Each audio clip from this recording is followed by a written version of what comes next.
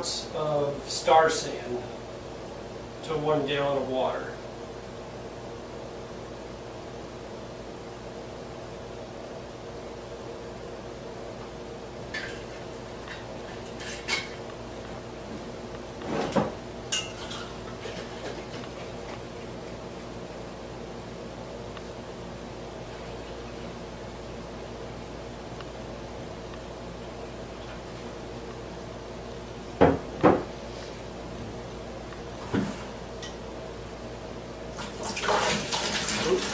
Pour the rest in here.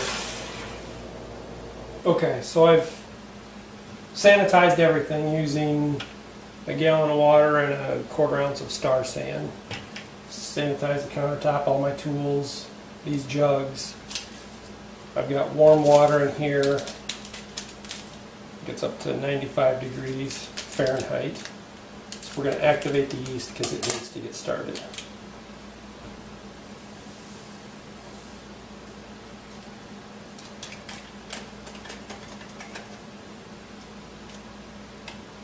And it actually says that this will do 5 gallons, but we're going to do it in a 1 gallon. So we got spring water here. We'll pour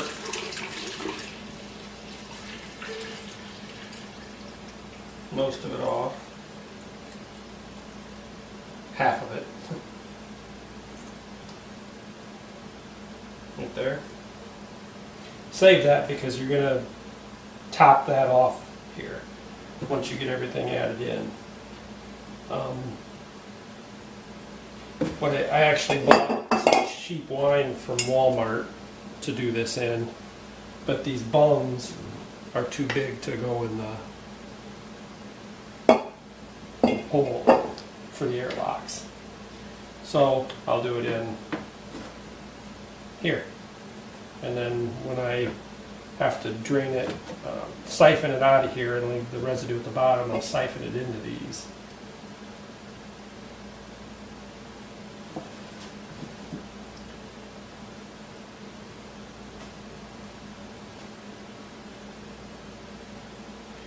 So we're going to start by getting our honey in here.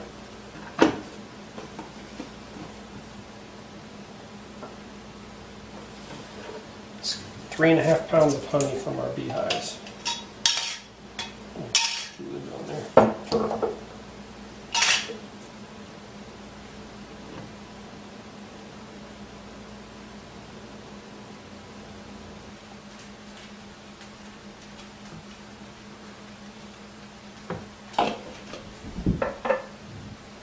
Alright, and we want to put the lid on there and shake that up, get that honey all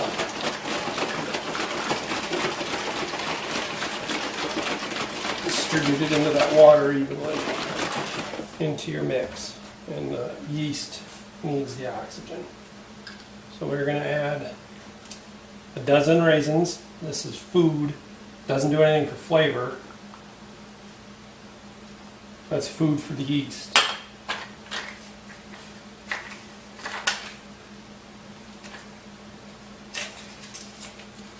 I'm going to add 1 cinnamon stick, so I can get it out.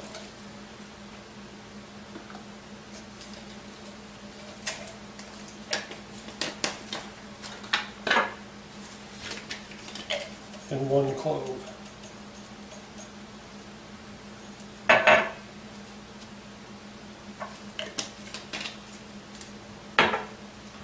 Then we'll slice up 1 orange. Oh, I should have rolled it first.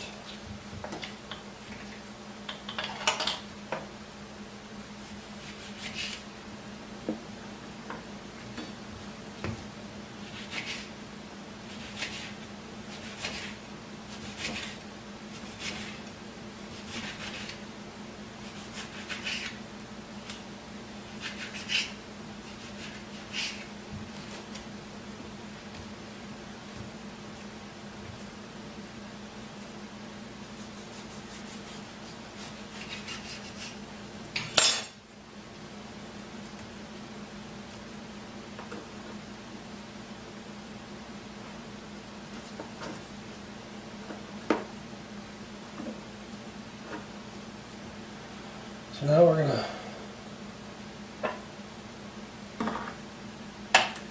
give the yeast one last stir.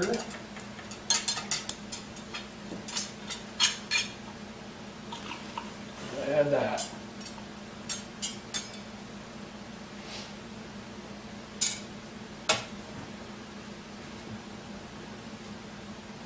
Then we're going to top it off. But we still want to leave head space in there, so we don't want to go too full. And honestly, I think that's going to be enough.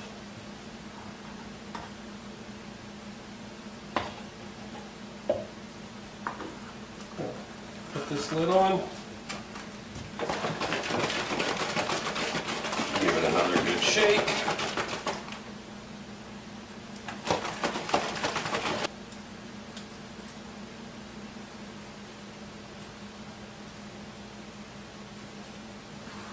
This in. Make sure it's going to fit.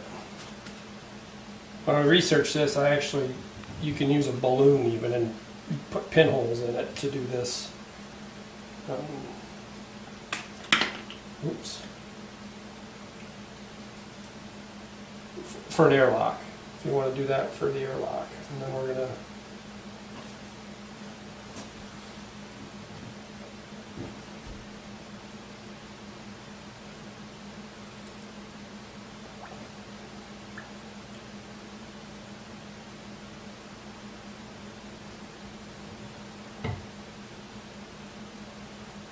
what that does is it allows the gases to release, but doesn't allow air and bacteria back in.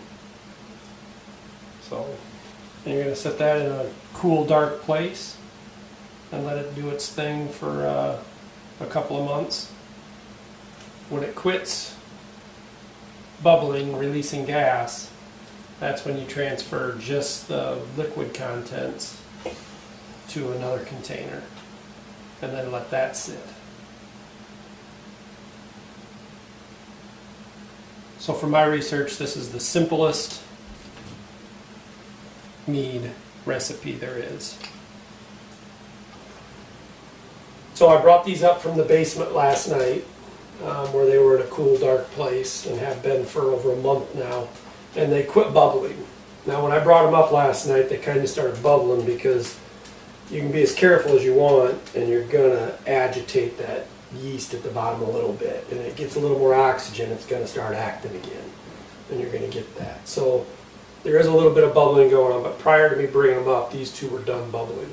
And I've seen where some people say shake them up and let them sit and keep working, and other people say don't do that because it ruins the flavor, gives it a higher alcohol content, and kind of burns the wine, so to speak. So today we're going to go ahead and get started here, and hopefully it goes smoothly. The idea is to get past the stuff floating, which is the oranges and the raisins, if you remember we put those in, but not all the way down to where the dead yeast is or dormant yeast is at the bottom. So hopefully we can do that without getting too much transfer into this one.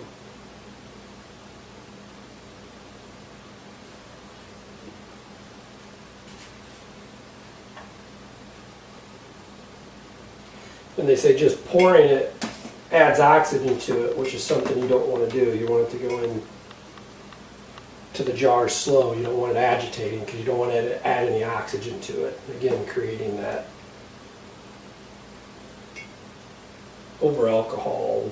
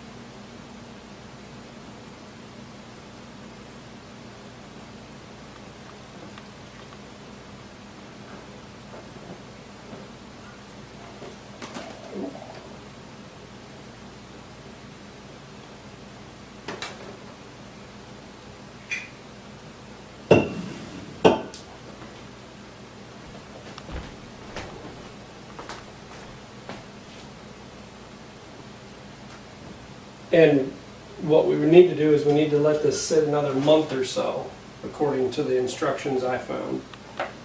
And ideally, this plug would fit in here, but it doesn't.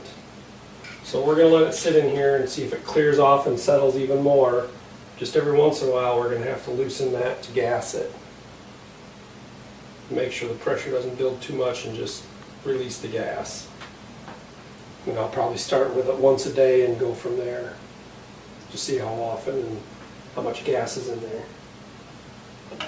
Okay, it's the end of February and you can see that the mead is cleared up. It's not cloudy like it was. It's been 4 months since we started this process. And we're going to go ahead and get this into some bottles now.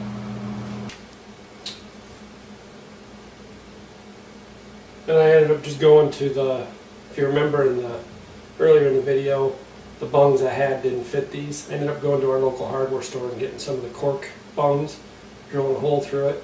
Ended up working great.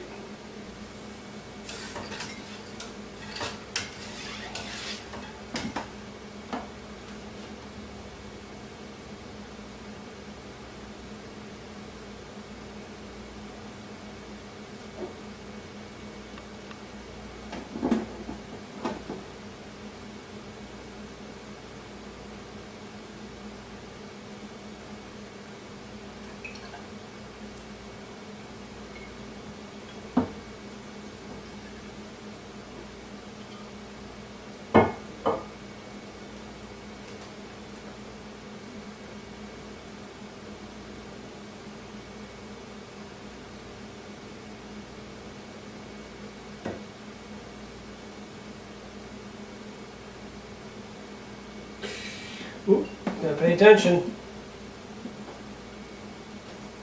It's gonna be a little bit of a mess to clean up. I can see that I'm starting to get some of the, it's clouding up a little bit. I'm getting some of the inactive or dead yeast off the bottom.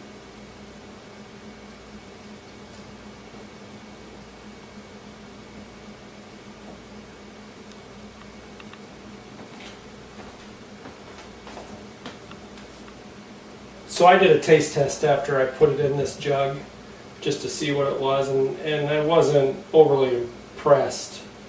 I don't care for the clove taste in it. It was overpowering even with just one clove to me. So I added 2 more cinnamon sticks into this jug, and I can tell you that it smells better to me than it did after the initial taste test. And admittedly it wasn't ready then, but I still just kind of wanted to taste it. So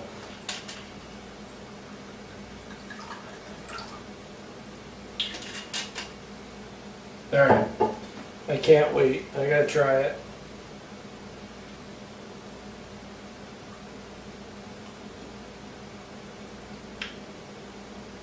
Oh, I like that a lot better than when I originally tried it.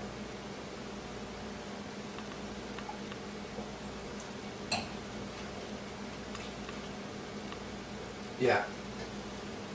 When I originally tried that, maybe it wasn't totally ready, the flavors didn't work right yet, but adding those 2 cinnamon sticks, I like that now, when before I was concerned that I would end up dumping it out. So, turns out that's pretty good. Can't wait to try the blackberry one I made.